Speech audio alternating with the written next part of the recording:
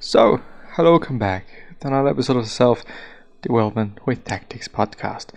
Today, we're going ahead with last days, not yesterday's, but the before days. Today is Tuesday, so it must be Sunday. Sunday's book summary, which was Wisdom by... Well, I do not actually remember, but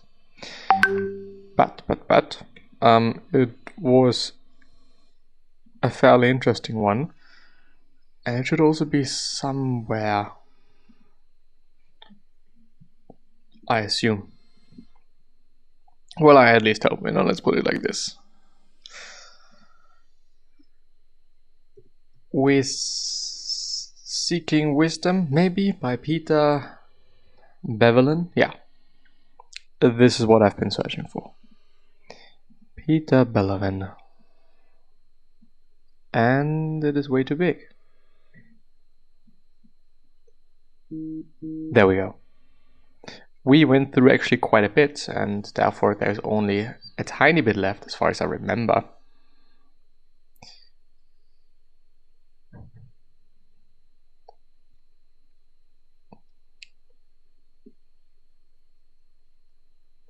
We ended with the 7 sins of memory, so if you want to know what the 7 sins of memory are about, then please check out the last episode. The first one, to be clear. 3 pieces of advice on not being dumb from manga. You can learn to make fewer mistakes and fix them faster and learn to handle them better. Sometimes you have to quit while holding a much loved hand. Yeah, sometimes it's just difficult and you have to do things you do not really want to do. And it is fine and okay, and it just is what one has to do. 2-track analysis. What are the factors that govern the interests evolved, and what are the subconscious influences where the brain is automatically doing things? What could be causing psychological misjudgments? And the 3rd, take all the main models from psychology and use them as a checklist in reviewing outcomes. And you must pay special attention to combinatorial Lulapalooza effects. The Lulapalooza effect. I don't know what it is, so let's actually search for it. A Lulapalooza effect is an extreme outcome that is... Charlie Munger coined the term after studying the 3 main psychology textbooks. He noticed that the famous psychological experiments, like Stanley Milgram's experiment about authority bias, failed to consider the other biases at play. Medium. Let's actually see, since it is a very recent article. This combination of psychological forces, Munger believed, was the most important thing. However, Lulapalooza effect does not always arise from only psychological forces.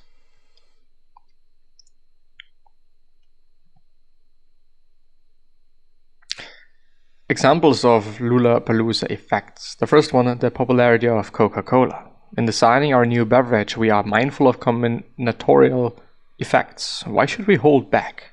Once we realize that we get extra powerful effects, what I call Lulapalooza effects, from combining a bunch of things to work in the same direction, we are not going to stop with food value.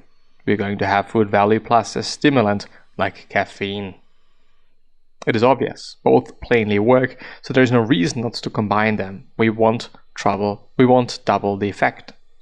Tuberculosis treatment.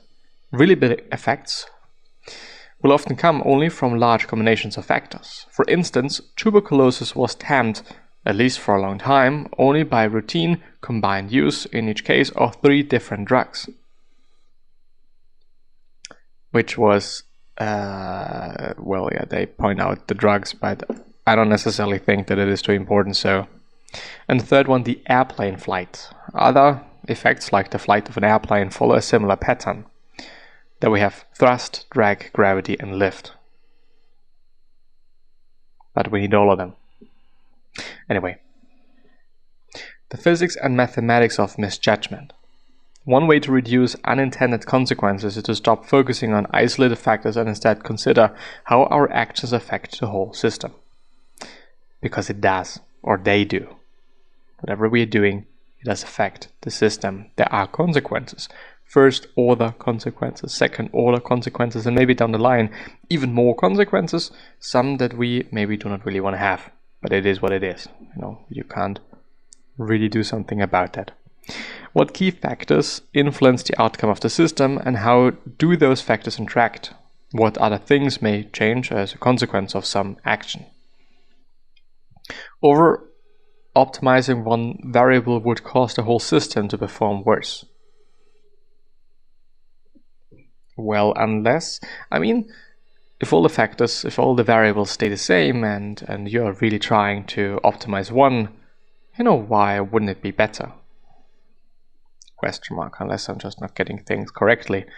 The other thing might be, when I'm trying to optimize something, I might neglect all the other things, and I might just really be pushing a lot of energy into one direction that, I'm fighting for the fucking 1%, but I could also just guide my energy into something else, into other areas where I could gain influence or power or energy or whatever I'm searching or seeking way easier, because I have not optimized it to one bit.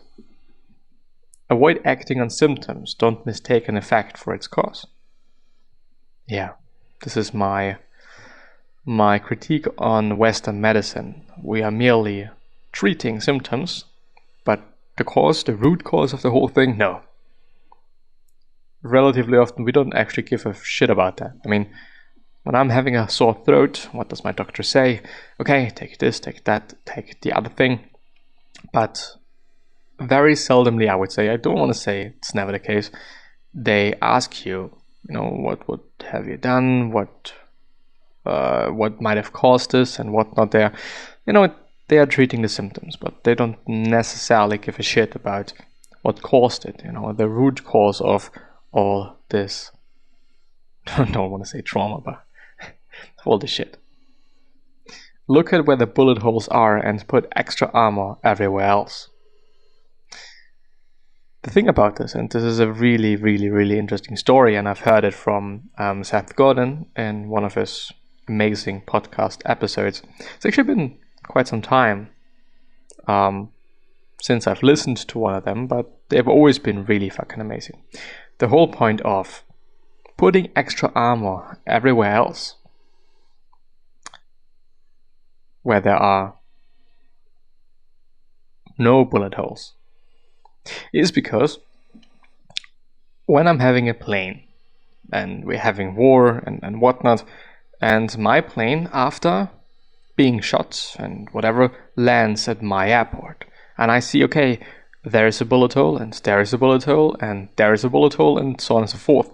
Well, it would actually make sense to put more armor where those bullet holes are, but the thing is, apparently, those bullet holes did not reach anything vital, because my plane still landed and still came back.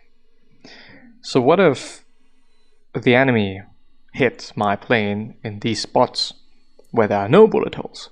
Maybe, just maybe, or probably, there are some vital spots there, and there are some vital things of the plane. Might be the engine, might be the tank, might be whatever. I'm not a pilot.